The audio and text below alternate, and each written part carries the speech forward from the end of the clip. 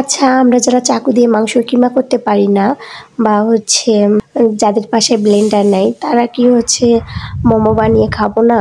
এটা কোনো কথা হলো? আজকে আমি আপনাদেরকে দেখাবো কিভাবে বটি দিয়ে মাংস কিমা করে মোমো বানাতে হয় তার রেসিপি। আসসালামু আলাইকুম, আশা করি সবাই ভালো আছেন। তো এই যে মোমো বানানোর জন্য এখানে আমি কয়েক পিস মাংস নিছি, হাড় ছাড়া মাংস। তো এখন এই মাংসগুলো আমি বটি দাও দিয়ে কিমা করে নিব। তো প্রথমে মাংস গুলো এক পাশে পাতলা পাতলা করে কেটে নিব, তারপরে অপর পাশে আবার ছোট ছোট পাতলা পাতলা করে কেটে নিব। তারপরে এই যে আপনারা আমার হাতের দিকে খেয়াল করলে বুঝতে পারবেন আমি কিভাবে করছি। তো এভাবে কিন্তু খুব সুন্দর মাংসের কিমা করা যায়, আপনারা ট্রাই করে দেখতে পারেন। তো এই যে দেখতেই পাচ্ছেন কত সুন্দর কিমা হয়েছে।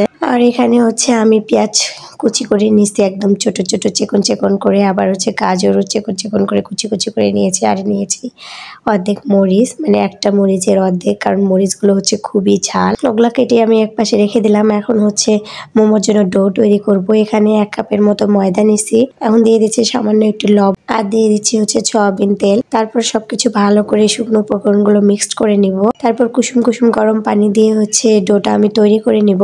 রুটির যেমন ডো তৈরি করতে হয় তেমনি ডো, তো রুটির চাইতে একটু হালকা শক্ত করে করলে ভালো হয়। তো আমার ডোটা তৈরি করা হয়েছে। আমি এখন সামান্য পরিমাণ তেল দিয়ে আবারও ভালো করে মাখিয়ে ডোটা একটা ঢাকনা দিয়ে ঢেকে রেখে দিব।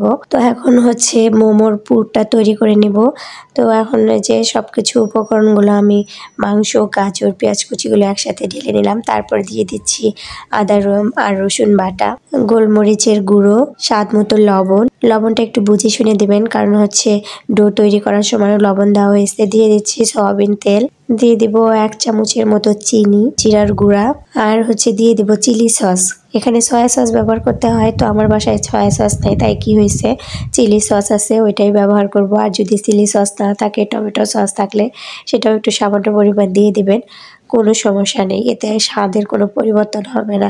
বাস পুরটা আমি মাখিয়ে রেখে দিলাম। এখন করে নেব মোমোর রুটিগুলো করে নেব। এখানে ছোট ছোট করে রুটি করে নেব, আর কি লুচি যেভাবে আমরা রুটি করে নিই সেই সাইজের রুটি করে নেব।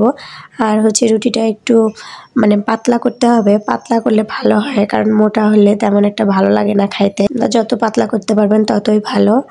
দেখেন আমার রুটি করা হয়ে গেছে। আর আমি যে পাত্রে মোমোটা ভাপিয়ে নিব, সেই পাত্রে সামান্য পরিমাণ তেল ব্রাশ করে নিলাম, কারণ আমি মোমো বানিয়ে ওখানে রেখে দেব। অন্য পাত্রে রাখলে দেখা যাবে যে আবার তোলার সময় পাত্রের সাথে আটকে ধরছে। তো এখন আমি আপনাদেরকে মোমো বানিয়ে দেখাবো। এখানে রুটির ভেতর আমি পুরগুলো দিয়ে দিচ্ছি। তো পুর দেওয়ার পরে যে এক পাশে আমি আগে হালকা চেপে দিয়ে লাগিয়ে দিলাম, তারপর অপর পাশ থেকে একটু একটু করে এরকম করে ভাঁজ করে নেব। যত ধরনের মোমো আছে তার মধ্যে সবচেয়ে সহজ ডিজাইনের একটা মোমো। তো এখন এগুলো আমি সবগুলো আস্তে আস্তে করে নেব, তারপর ভাপিয়ে নেব। তো আমি চুলাতে পানি বসিয়ে দিয়েছিলাম। আমাদের বাসায় তো এখন সবারই রাইস কুকার থাকে, তো রাইস কুকারের পাত্রে আমি মোমোটা ভাপিয়ে নেব। তো তারপর ঢাকনা দিয়ে ঢেকে দিয়ে, ঢাকনা যে ছিদ্রটা আছে ওটা সামান্য আটা দিয়ে সিল করে দিব।